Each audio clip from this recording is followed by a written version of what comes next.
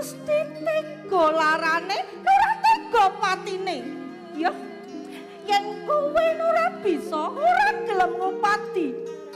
Aku dhewe kang goleki sedulurku Duryudana.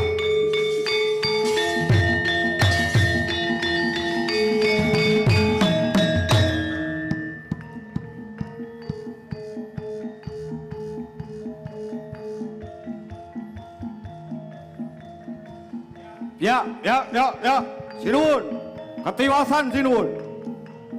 Negari Ngastina kinepung wakul binaya mangap saking Praja Kula Kencana marang amuk wonten alun-alun Ngastina sinuwun.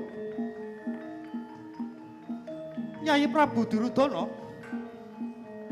paduka lenggah ingkang prayogi. Ripaduka Basukara ingkang badhe mapangaken mengsah menika Yai. Menika perkawisipun Duryudana sing arep ngewangi perang mangkato ning tak kepenakke ana kene padha mulya dewi-dewi padha mangano aku dhewe Ratu Ngastina sing bakal ngadepi. Sumangga kula dherekaken Yai.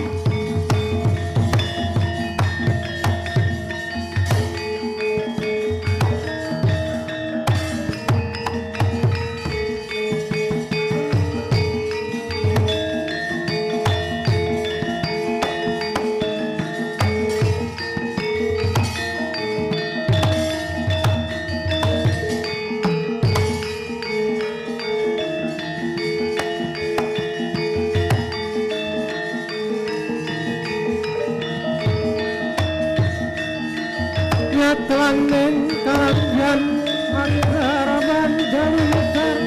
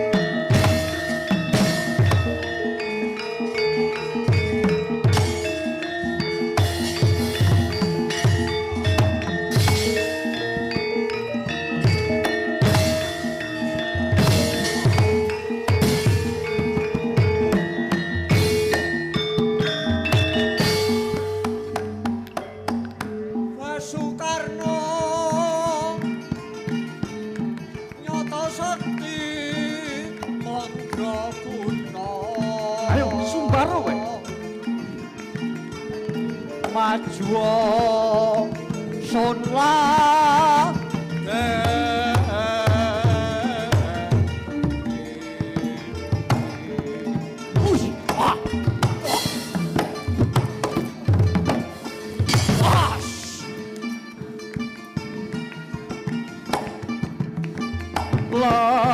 lagi maju tanding padha prawira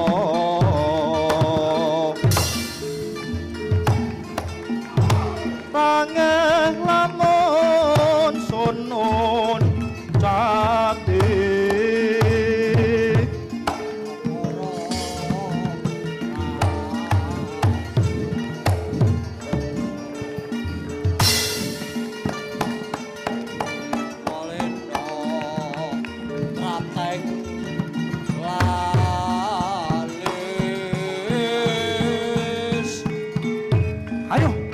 maju kowe.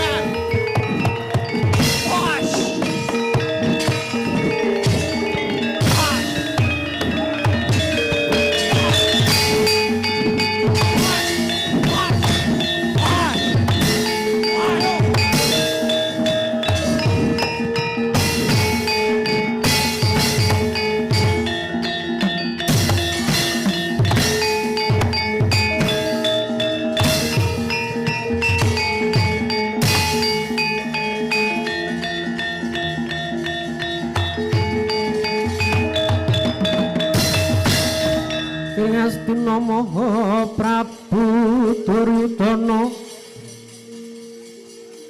alonangan dikodoh Yayi Wrekodara den kepareng kene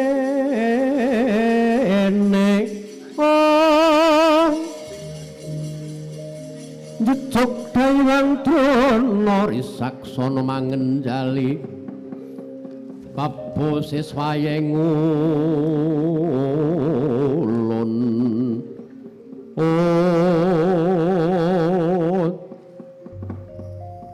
Duryudana kowe sing tak enteni Duryudana Wah, wis ngerti karo Prabu Duryudana. Nanging praupan banyak ya Gus rupane nanging ora ngerti tata krama nyelo bakal ngendhik kawibawan ing Astina sapa iki? Prabu Prabangkara mburi saka Pulo Kencana. Prabangkara Pulo Kencana. Lagi ki aku krungu Prabangkara prajane Pulo Kencana. Duryudana ana ing Astina ora darbi luput, ora duwe perkara, ora darbi salah karo negara Pulo Kencana. Kene yo kowe lanyaan minta tanding karo Duryudana. Yo pancen ora ana perkara bab siji wae antaraning Pulo Kencana kalawan Ngastina. Nanging aku darbe karep ngende Ngastina arep naker kakuwataning Duryudana. Wah, lanyo besok ngendi mangkahangro sesumbalindu bumi kunjing kumaluduk bentur katuk Orohaniro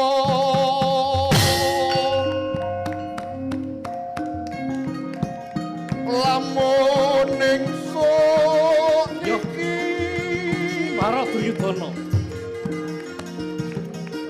Nalendra kang Sakti Mahampara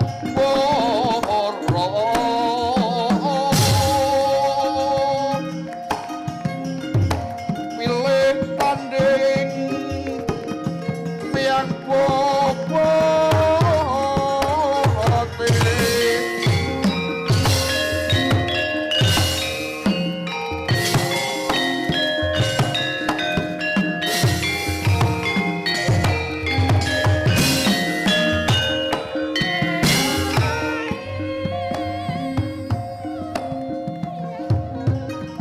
aja mung adol ganteng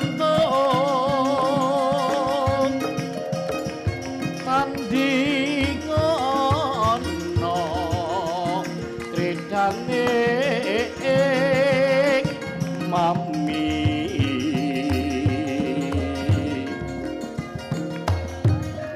aku padha tangkep cocok ora bakal ingsun mundur.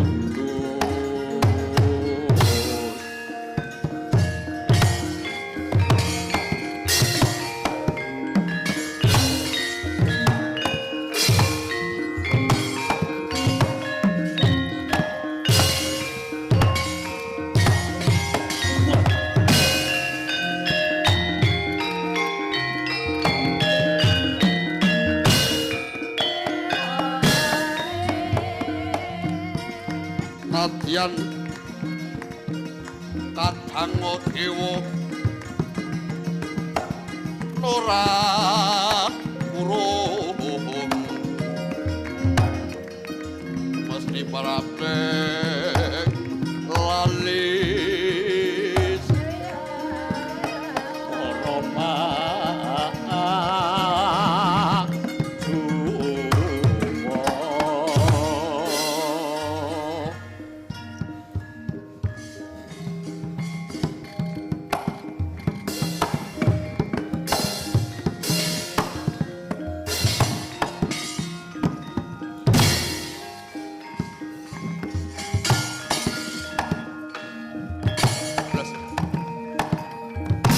Astina Maha Prabu Duryudana lan Bus, ayo. Bus. alonangan dika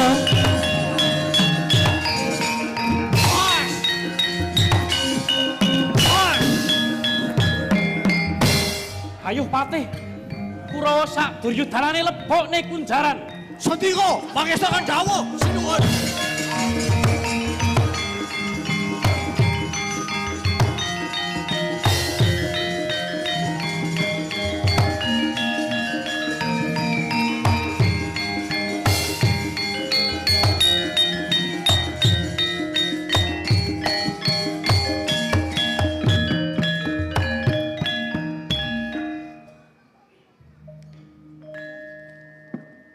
gara-gara ruhara gurnita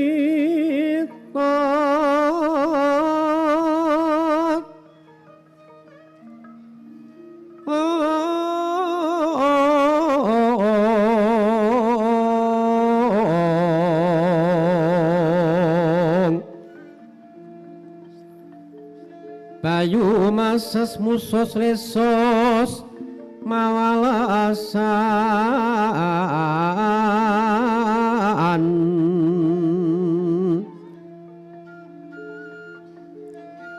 harta mola majajar bumi polot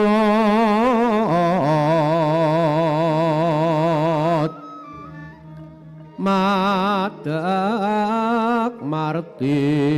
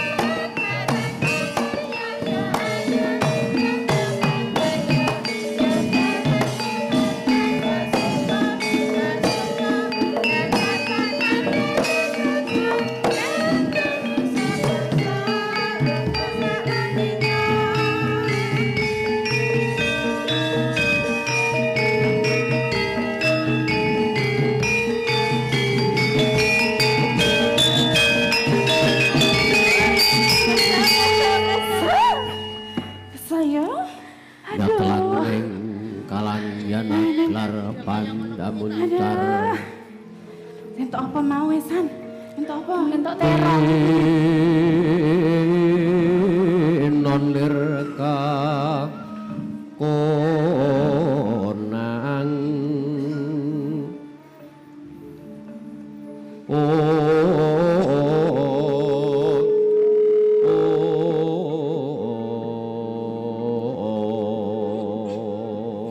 Piye to, Nduk? Wong dikongkon panen kok malah jejengklekan kuwi kepiye karepmu ki kepiye? Yang bar panen mau. Iki ya njur ngrampungke gawe. Lah. Sing digarap. Lah kok malah do jogetan sak karepmu dhewe iki. Lah rumangsamu nang kene iki dadi apa? He? Malah ngantuk kan to mangsaku ki. Kowe kuwi lho seprene lho wiwit anyaran ning kene nganti wis pirang taun ning kene lho. Kok gaweane mu ngantuk wae ki entuk apa kesel keselek. Aja-aja kok nyidam. Lah, kowe wayahan po? Kula niku tesih lega. Iki ndek bojo lho. Hah? Sapa sing gelem tegan aku gelem. Ndek bojo Aku yo gelem mek degan, Di.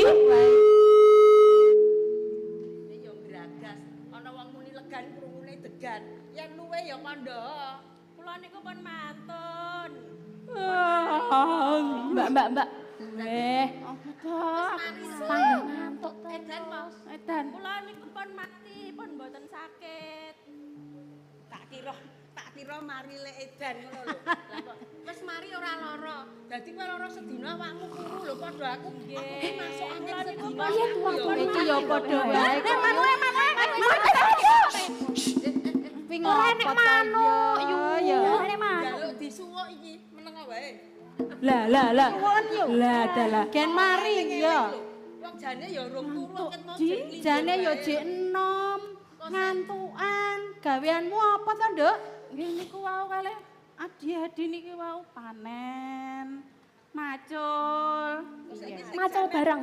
Sampeyan kudu tanggung jawab. Apa? Lah tak tinggal prei masuk angin sedina kok dadi ra teko kabeh ngene iki jane mbok ombeni apa? Kula pun panen niki wau. Panen apa, Nduk? Panen katresnan. Lahir. Panen Katresnan kuwi calonmu ndi? Calonmu ndi? Calone tesih ten mriko. Aja sembrono lho. Tenan iki yo. Piye Sampeyan to? wingi lho. Piye? Sampeyan wingi iki janjane iki wis tak aturi to sampeyan piye carane mulang bocah limo iki. Iya. Aku tak prei sedina awakku ra penak. Iki lak sedina meneh arep merti desa ning padukuhan kene iki. Iya. Lah kowe iki apa wis do toto-toto umpamane nyamektake apa engko suguhane sok ben. Lah Rampene suguhan wis cepak po, Dong. Padukuhan kene. Wingi sing do tak kandhani nyepake suguhan unjukan, daharan, nyamian, Dereng wae. Kula pun mantun, kula pun mari. Piye to, Di? Wis jan ra teko Kula pun maem wau. kok jero ora mari. Iki le muar le toto-toto kuwi lho, le toto-toto. Sampun, Lek, sampun. Pamane Sampun cemawis sampun cemepak sedanten. Wis. Unjukan sampun. Yo ora apa meneh, lak aku yo ana apa gebiakan bocah joget dadi. Ayo, Di. Sing Ndek nyepake iki, Di. sapa? Wenehi Gebyakane kuwi tariane wis cepak po, wis durung mbok cepake kabeh apa durung? Mboten semerap. Kae yo padha wae. Wong kae kono wis entek kok yo. Anu sek pesek. Anu Pesek rene sik iki didangi yunge. Kono sik, maju sih. aku jane anyel lho karo kowe. Lah pripun ku? Lah kowe bocah anyar kok ya nyanyi aku. Lah pripun? Irungmu kuwi 11 12 karo aku. Pesek. Pesek ya. Mong kene tiba ayu tur jek enom. Nek aku wis tau ayu, Wis tur ora tau enom. meri to, Ya wis kono Ayu. bakune kowe kudu sregep kaya aku lho ya. Kowe bocah anyaran ning kene. Sesuk nek wis apa duwe blonjo sing akeh irunge dioperasi. Ora sah. Ayune nek pesek ngene iki engko nek Iki pancen mancung. ciri wanti. Niki ciri khas. Oh, ciri khas wong pesek ngono kuwi ya. Asli Ngono wong laulane Jawa. enak lho yu. Ya wis kono. Bali. Wis lungguh. baline. Kowe wingi lak tak dawuhi kuwi nglumpuke bocah-bocah sing do arep joget sok ben. pas merti desa kuwi. Piye wis kewajibanmu nyepake Wis entuk bocah. gebyakane apa wae? Oh, wis entuk bocah apa? Dereng semerep. Loh, Aduh, kejur aku. piye to kuwi? Kok durung semerep iki? Kowe kuwi tak kongkon golek bocah sing sok men bakal arep joget kuwi. Kuwi wis entuk bocah apa durung kok dereng semerep? Dereng niku kowe wis untuk bocah apa Lah durung? kuwi melek kok dereng semerep iki piye to yo? Kejur tenan aku. Iki wong Bocah limo, kuwi piye to, wong Ki? limo sing selingkuh 6 iki. Ah wis. Lah, Karo kowe sampean siji maksud katut. tegese karo sampean aku klebune. Wes, aku kok ya Lah mau sampean wong katutke. tuane ora iso di anu kok kudune ki tanggung jawab lho sampean ki wingi lho tak kon nata bocah-bocah iki nek ayune wis ayu kabeh. Lah Wis nek ayu. ora teko siji ngantukan, Iki? siji mung bangsane selenco. Kuwi ngantuk terus. Lah kuwi mripate kuwi kaya ngono kuwi. Kesel kok lek. Malah kesel Kesel ki yo kabeh, kesel kancamu yo kesel ning kok Iki mau panen kula. Ndi? Niki wis ngerti rasa. Iki meneng wae. Wis panen ya mung pisan deket mau dikandake terus. wis ganti to. Kok sesuk ki pokoke bakune sesuk nek pas acara merti desa kuwi kowe yo kudu guyub kabeh. Apa-apa sing kudu Caweske sing disamekake ki yo kudu dicaweske Nggih. bareng-bareng. Aja Sing nganti- rung rampung digotong Ya royong. ya aja Nggih. nganti Nggih. aja nganti apa kuwi jenenge gawe Muji wani. Gawe isem ning padukuhan kene iki ya. Mergo ada saben sadurunge kowe nang kene iki. Wah, nek ana acara ngono ki meriah. Ha iki biyen nek dadi jaran dor. Weh, Lah ya iki dadi jaran dor. jalan Aku dor main. tak kowe. Nika. Iya sing ora Kowe pengen bayar karepku. pengen aku dadi jaran dadi dor. jaran dor isore nek mangan blinco iki. Heeh, sebab iki apa nek arep mangan Iya. iki piring didol ning pasar. Lah iki dienggo mangan. Dadi mangane beli ngono lho. Mergo kendahan duit ngono Lah kok. iya, ning yo ngene ya. Lho, Piye? sing Piye ayu-ayu. yo? Pun pripun lek. Pokoke ku aja nguciwani kuwi didangu karo Ilurah ya to. Kabeh sanadyan nek urung samekta ya wis matur wae nek wis samekta kabeh ning njur gembreka. Dadi nek wis Sampun matur wonten ingkang wis samekta ya ya, njur Dok. gembreka ya. Nggih, Aja nganti. nggih. Ngono ya. Nggih, sendika. Ngono dadi ora aku kowe ora kadukanan. Ngono kabeh iku kudu Nek kowe guyub ora nyampakke sing kaduganan wong loro Iya. iki. Eling-eling lho, Di. Eling-eling. Heeh kuwi lho. Ya. Wong ana ki lurah ning kene kok ya mbok yo mau ngandani aku. Kok yo anu ngono lho. Lho piye to? Jan. Ning ya aja mundur-mundur gegeden awak lho. Nyuwun pangapunten kula menika wah jan. Iki aja sembrono to yu. aku sik Piye? wonten dawuh. Aku kira lagi niti bawah. Terus pundi? Niti bawah. Niti bawah apa to, Nduk? Niti ngisor, meriksani Niti ngisor. melihat niti ke bawah kuwi lho. Delok Monggo ngisor ngeten. Injih. aku Iya dadi kanyelke kok lurah. njur kaya ngono. Lah pripun? Aja kurang ngajari karo ki lurah. Aku wis ngajeni kok. Kowe ora diblonjo-blonjo mesti Iki suka. ampun, mengke kula mboten Mula aja sembrono to, Nduk. Wingi tak aji sak yuta rong kersa kok. Kowe malah sembrono. Nek kaya apa ae diaji sak yuta. Injih. Kula niku kersane ngajeni kan panjenengan nggih ki lurah. Aja sembrono. Iki elek-elek lurah ngerti apa ora? Nggih. Iki sing doleren kok mung sing wadon-wadon iki sing lanang-lanang donya. Kae sing kae mbok dikon rene kae. Pundi to? Pundi to? Sinten? Wah niku patok. Pundi jenengan nika ya Ki lurah ki ya kok ya wis ora perlu Kayae beduk ngene kok. nika wong-wongan sawah jenengan. Nika nembe panen ki. Lah nek leren ki mbok ya ora nyanggon kaya ngene, nggon ler-leran ngene mbok nyanggon gubuk kuwi. Coba Di lho. Jajal kene apa ora kuwi? Leren kok nyanggon ler-leran. Ora kabeh ora jangan disentuh. Jangan disentuh. Jangan kok disentuh. jangan sentuh ki piye to? Aja disenggoli, jangan disentuh. Jarene kon larane kono yu. Ha iki sembrono kok tenggoke diblendeske rono, aku kadukanan no. Wah, rumangsane iki. Kono. Mumpung aku Udah kesel, matur. Matur ngalurah dhewe-dhewe kono pakaryane. Iki tetuangganing menteri iki sapa? Kula ketua niki wakil ketua sekretaris bendahara. Seksi Bendahara. konsumsi, nggih toh? Konsumsi. Seksi humas. Humas. Niku Seksi Seksi banget. Lah, Sing Kok pojok terus seksi banget nih kok ki. Nek aku weruh bocah sing mening-mening ngene iki seneng lho aku. Kados angsal vitamin nggih. Dikandani kok. Kok ndek wae kenapa anu masak jangan bening. Asik kowe iki selenco wae aja matur. Ora. Selenco kok. wis meneng ayu. Meneng. Wis kowe meneng wae. Mending mau iki selenco wae kok njur. Nek ora didangu main. iki rada salewang apa piye bocah Nggih, iki? ngeten niku. Selenco niki. Niki ket kala wingi niki rada sulaya niki. Niki BTS. Masuk angin nih. Pancen slenco niki. Niki BTS. Kok BTS Apa niku lek napa Makan Suraya. Wah. Aku ki seneng rasane atiku. Nggih. Wayahe wis panen. Nggih. Oh, nggih sami. Kula nggih remen kok. Ning ya kuwi panen iki mengko aja mung dienggo dhewe, yen to ana kawula sing padha keserakat diwenehi. Wah, lha Pirah-pirah ya. kula wae nggih pun Panene akeh ya yo. Kula kandhani sesuk diwadahi sak kresek njur didum. Sesuk warga pas karo merti desa menika to. Lah iya Lah pas ngono. merti desa menika didhawuhi tindak mriki kumpul dijak dar bareng bar kuwi kondur diparingi sembako. Ngaten to? Ha, Kuwi cocok. sing tak karepke. Cocok. Nggih, Mongko aku ki lurah anyar nyang kene iki desa ya anyar. Nggih. Desa Jumantono. Oh nggih. Tak kei tenger Jumantono. Jumantono. Nggih. Nggih. Kalau ben mriki saderengipun panjenengan sing lenggah mriki namine dusun Bulak Sente. Bulak sente. Mulane gatel kabeh wargane. Lah sapleke lurah ning kene iki pun gantos lami nggih iki. Tak ganti jeneng mergo nek nganggo jeneng Bulak Sente mbiyen ki akeh wong lara gatel. Mila nika. Mula tak ganti Jumantono. Lah leres. Digantos nggih iki? Heh? Digantos? Mula tak ganti. Lah nggih leres ki. Dasare bocah-bocahe wong tuwa sing enom ki ya padha rukun, guyub rukun, gotong Nggih, royong. saling guyub Kuwi aja rukun. ditinggalke. Sak menika saplekipun lurahipun panjenengan niku nek mlaku do maju kabeh. Apa iya? Ora nek sing mundur nek mlaku ki kabeh maju ngono.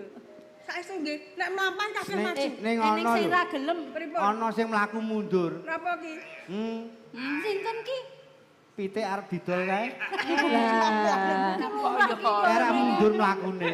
pitik ajeng didol ajre napa iki kok mlaku? Ora perkara ajre rak digempit nganggo kisa. Oh, ngoten. Cah saiki kowe ngerti kisa apa ora? Mboten Bermoreh sedap. manuswa kumyung ambrengeng Sajak kok badhe wonten daya nggih. Renjake ganteng. Cedake nganter. Pitike padha karo Eco dene samya tebengan rawuhipun Dewi Gundari Monggo, monggo. Sendblak.